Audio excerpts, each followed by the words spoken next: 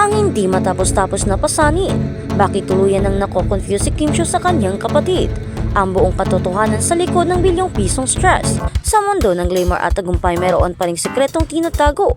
Ang mga bituin na tila mas mabigat pa sa kanilang mga nakamit. Kilala si Kim Chiu ang Chinita Princess, hindi lang sa kanyang husay sa pag-arte kundi pati na rin sa kanyang kasipagan at walang kapantay na pagmamahal sa pamilya. Ang kanyang success story ay isa ng inspirasyon para sa marami. Isang babaeng handang magsunog ng kilay at magpuyat. Makamit lang ang goal para sa ikakaganda ng buhay nila. Ngunit sa likod ng kanyang mga ngiti sa kamera at sunod-sunod na endorsement, kumakalat ang balitang tila sukong-suko na siya sa isang matinding pasanin na nagmula sa kanyang sariling dugo, ang kanyang kapatid na sila Cam. Isang unfollow sa social media ang nagpabigla sa lahat at ngayon ang tanong ng bayan, ano ba talaga ang nangyayari sa pagitan ng mga kapatid or magkapatid? Ito ba ang udyat ng tuluyang pagputol ng ugnayan dahil sa bilyong pisong stress or halaga ng stress at luho? At yun ang nga sabi na nila ay para daw hindi na daw maganda ang naging relasyon nila ni Kim Chiu at Lakam at hindi na daw ito naresolba pa dahil nga di ba sa uulitin pangalawang pagkakataon. Inunfollow na naman daw nila ang isa't isa. Hindi nalingid sa kalaman ng publiko ang mga nakaraang isyu nila Cam na may kaugnayan sa gastos at pinansyal na pangangailangan. Sa bawat pagtupad ni Kim Chiu ng kanyang mga pangarap, tila may anino na sumusunod at naghihintay ng pagkakataon at ngayon muling umugong ang usapin.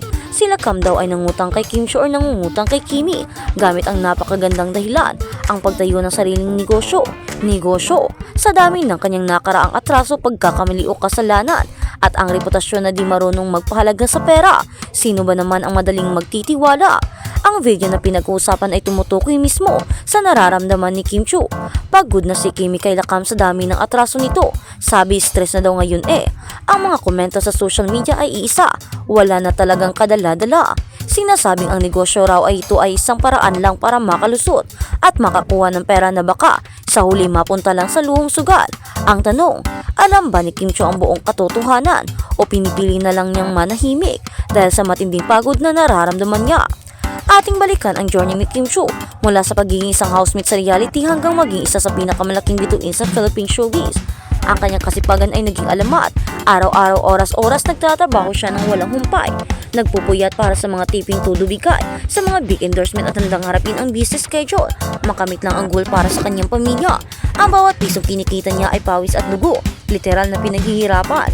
Kaya naman ang sakit na maramdaman na ang bunga ng kanyang pagod ay nauubos lang sa gasta at walang kabuluhang luho ay hindi matatawaran. Sa totoo lang, sino ba naman ang hindi mapipikon? Ang kanyang dedikasyon sa pamilya ay napakaganda ngunit tila ito na ngayon ang kanyang pinakamalaking kahinaan. Kailangan bang matutong maging independent ang kanyang kapatid? At kailangan bang magising si Kim Chiu? O magigising si Kim Chiu? Kailangan din niyang magtira para sa sarili niya at para sa future niya. Hindi hadlang ang busy schedule ni Kim Chiu para sa big endorsement, ngunit nagiging hadlang na ito para sa kanyang peace of mind. Sa dami ng ginawa ng actress ngayon, wala na siyang oras para harapin ng mga isyong ito, kaya mas pinili niya lang na mag-focus sa goal at manahimik. Ngunit ang pag-unfollow sa social media, sa border ng mundo, ito ay katumbas ng isang declaration of war o kaya naman ay isang final straw. Ito ay higit pa sa isang simpleng click ng button. Ito ay simula ng lamat sa relasyon, isang pagpapakita na ang tiwala ay nasira na. Kung totoo ngang may alitan at ang dalawa ay nag-unfollow na, anong klaseng in-expect nila Cam? Nasa konting pakiusap, ibibigay agad ni Kimi ang pera. Dito natin makikita ang matinding dilema ni Kim Chiu, ang pagiging mabuting kapatid laban sa pagiging responsable sa kanyang kinabukasan. Mali ba si Kimi kung mag-aalangan siya kung ang pera ay mapupunta lang sa luhong sugal o sa isang negosyong half-baked at destined to fail? Ang actress ngayon ay walang oras sarapin ang issue. Sabi niya focus na lang sa goal. Ngunit ang tanong, paano ka mag-focus kung ang pinakamabigat na problema ay nasa loob mismo ng bahay mo at sa pamilya? Ang publiko, ilang tagapanood ng drama na ito ay nagbibigay na ng kanilang judgment.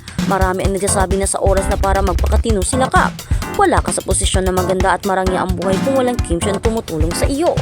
Sabi ng isang netizens, ang katotohanan na si Kimi ay nandyan noong nagkasakit pa sila Cam ay isang patunay ng kanyang walang sawang pagmamahal. Ngunit ang pagmamahal ay may hangganan. Kailangan ding matutunan nila Cam ang konsepto ng utang na loob at ang halaga ng sariling sikap. Imbis na umasa, bakit hindi na lang tumulong sa pamilya? Bakit kailangan gumawa pa ng sariling negosyo na tila isang bite or band-aid solution lang sa mas malaking problema? Ang stress na nararamdaman ni Kim Chiu ay hindi lamang tungkol sa pera. Ito ay tungkol sa disappointment at sa pagtingin sa isang taong minamahal na paulit-ulit na nagkakamali. Ang sabi nga sa video, sarili pa rin ang iniisip imbis magpakatino at tumulong na lang sa pamilya. Isang napakasakit na katotohanan na kailangang harapin ng actress na si Kim Chiu. Sa huli, ang kwento ni Kim Chiu at Lakam ay isang matinding paalala na ang kayamanan at kasikatan ay hindi garantiya ng kapayapaan. Ang bilyong pisong burden ni Kim Chiu ay hindi ang kanyang endorsement, kundi ang pamilya na patuloy na umaasa at di na nagdudulot ng stress. Sana ay ma-realize ni Lakam ang hirap na ginagawa ni Kim Chiu. Sana ay makita niya ang pagmamahal na nasa likod ng bawat reklamo at pagod ni Kimi. Ito ba ang wakas ng relasyon ng magkapatid o magiging simula ito ng pagbabago? Tayo ay naghihintay, nagbabantay at umaasa na sa likod ng unfollow at utang issue, mananaig pa rin ang pagmamahal at pagpapahalaga sa pamilya. Kung ikaw si Kim Chiu, ano ang gagawin mo? Dahil alam naman natin na ang pamilya ay isang pinakamahalagang tao sa buhay natin na kahit anong mangyari ay hindi natin kayang tanggapin na mawala diba sa atin. Kaya naman, ano nga ba ang magiging susunod na kaganapan sa issue ni na Kim Chiu at Lakam? At sa kabilang banda, Kim Chiu ibinahagi ang kanyang pinagkukunan ng lakas sa kabila ng hectic schedule. Kung si Popeye ay humuhugot ng lakas mula sa spinach, sa kapi naman umaasa si Kim Chiu para panatilin ang kanyang napakandinding energy. Sa kabila ng siksik na schedule, ipinakita naman ng actress kung gaano siya ka-dedicated sa kanyang trabaho at mga responsibilidad matapos mag-viral ang isang post. Isang tagahanga na may username na Mark Genai ang nagbahagi ng 4 na magkakaibang larawan ni Kim Chiu, kuha mula sa iba't ibang gawain sa kanyang ginawa sa loob ng 24 oras. Sa caption ng post na itago ng fan ang kanyang paghanga at pagkakagulat. Nga diba, 24 hours. Pero, Kimi, how do you do this within 24 hours? You've flown back to Manila, rehearsed for ASAP Vancouver, went to Hope HQ to organize your babies, and just finished a 10-kilometer run. Agad namang nag-react si Kim Chiu sa naturang post. Sa kanyang post, ibinunyag niya ang kanyang secret weapon. Hindi ko alam. May kasamang tawa at hangout emoji. Malinaw na game ang actress sa pakiki-engage sa kanyang mga fans. Ang mga tagahanga ng Kim Pao or Kim Chiu at Paolo Avellino ay agad na nagbigay ng suporta at komento. Isa sa mga nag-react ay si Erna Jimena na nagsabing tapos may event pa ng Tanduay sa Iloilo yan. Sumang-ayon naman si Dal Kakatyan na tila hindi makapaniwala sa energy level ni Kim. Andaw na sa Iloilo nawa, parang kiting-kiti hindi mapermi ang chinita na to energy. Makikita sa mga komento ng kanyang mga tagus-baybay ang labis na paghanga sa kung paano niya napapanatili ang kanyang lakas, disiplina at pagiging productive kahit pasunod-sunod ang kanyang mga ganap. Kung tutuusin, hindi nakakapagtaka kung balang araw ay makita natin si Kim Chiu bilang endorser na isang kilalang coffee brand. Hindi lang siya aktibong umiinom ng kape, kundi epektibong halimbawa rin siya ng isang taong gumagamit ng caffeine para manatiling alerto, energetic at focus sa dami ng kanyang mga gawin or gawain.